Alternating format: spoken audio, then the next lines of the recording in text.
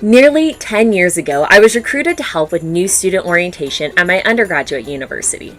I met with a plethora of students, I showed them around, answered some questions, and tried to offer any advice that I could.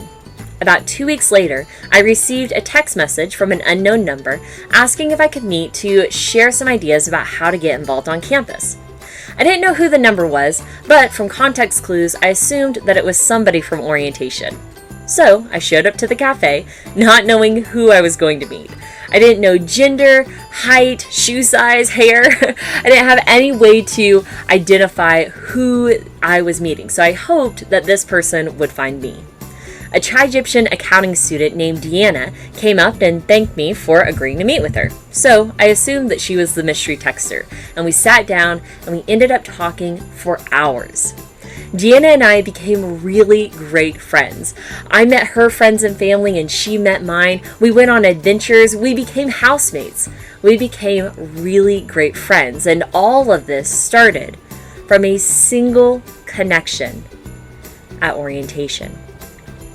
Gallup studies show that the #1 engagement at work is having a best friend at work.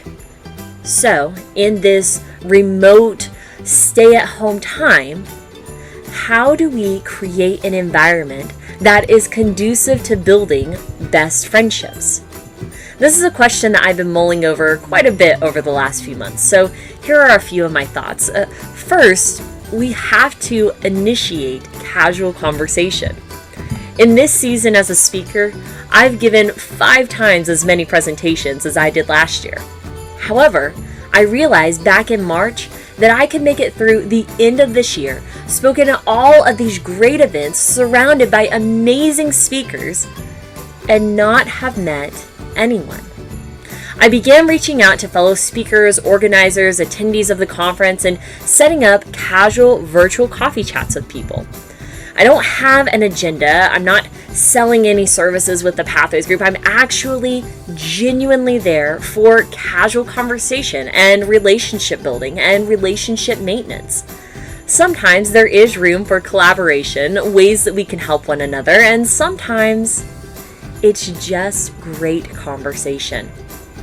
The goal of social networking events and sites shouldn't be to collect connections. It's to have conversations and to build relationships. None of this happens without first initiating conversations, whether that be maintaining a current relationship or creating a new one. Then follow up.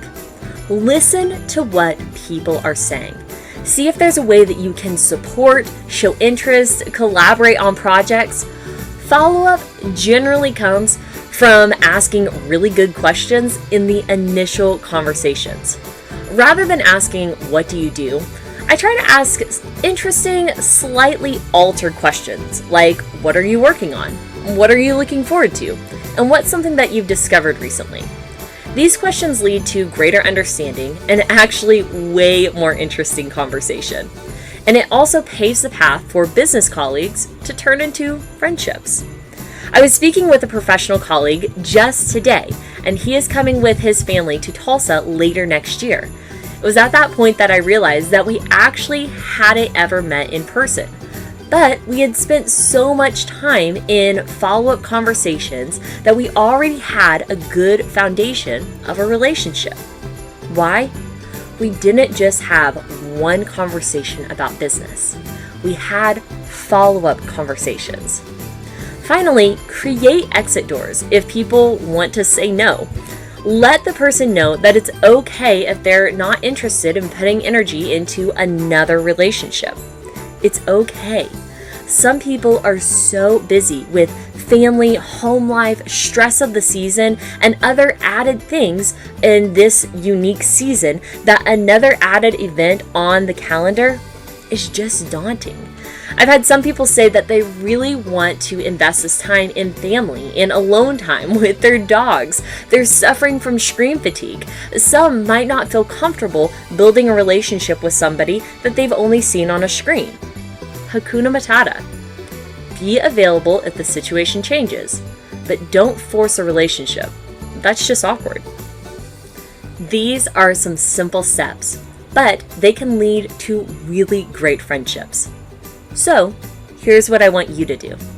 Think of a person that is on your team, you may have met at an event, or even me, and initiate a conversation. Say, hey, I know that in a non-COVID world, we probably would have met at some point. So, would you like to fabricate an otherwise organic meeting this week for 15, 20, 30 minutes, and then see where the conversation goes?